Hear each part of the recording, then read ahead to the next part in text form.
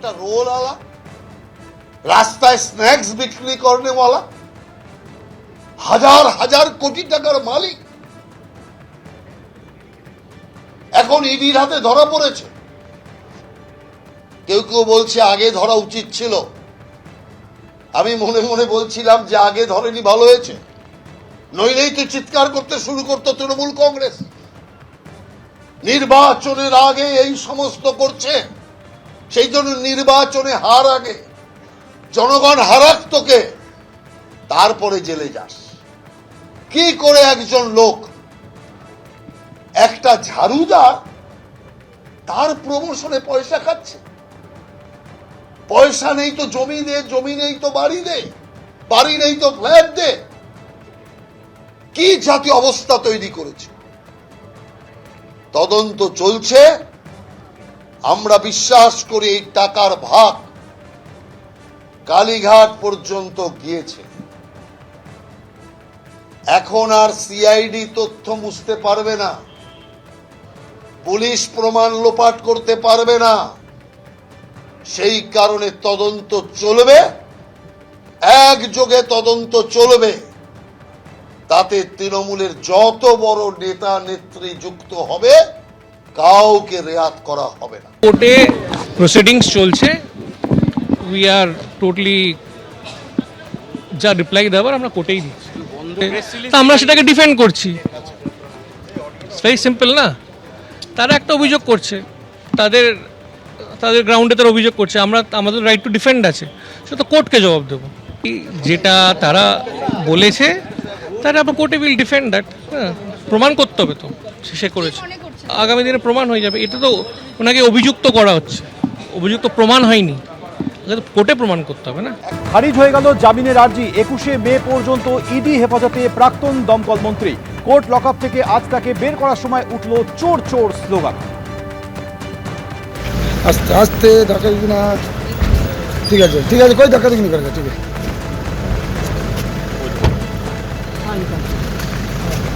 আনগালে কই আসানি, কই ধাক্কা দিবি না।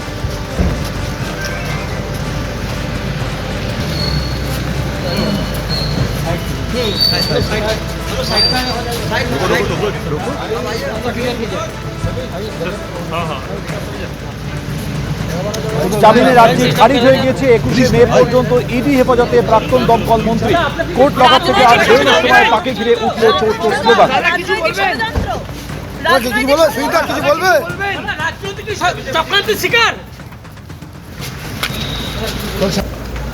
দাদা দাদা কিছু বলবে দাদা?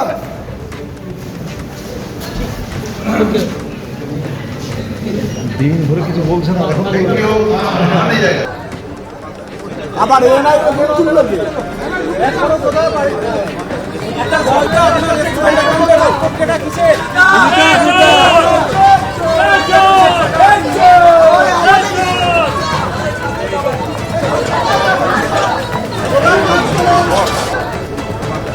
আবার এ নাই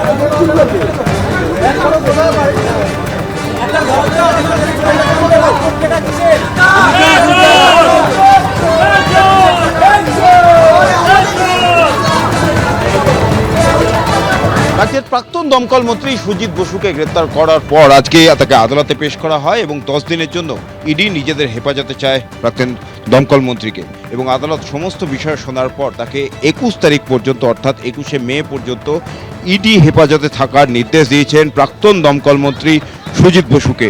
পুরো নিয়োগ দুর্নীতিতে এর আগে একাধিকবার তলব করা হয় সুজিত বাবুকে, এবং গতকাল তাকে সিজিও কমপ্লেক্সে ফের তলব করা হয়েছিল। তিনি হাজিরা দেন এবং প্রায় 10.5 ঘন্টা জিজ্ঞাসাবাদের পর তাকে গ্রেপ্তার করে ইডি।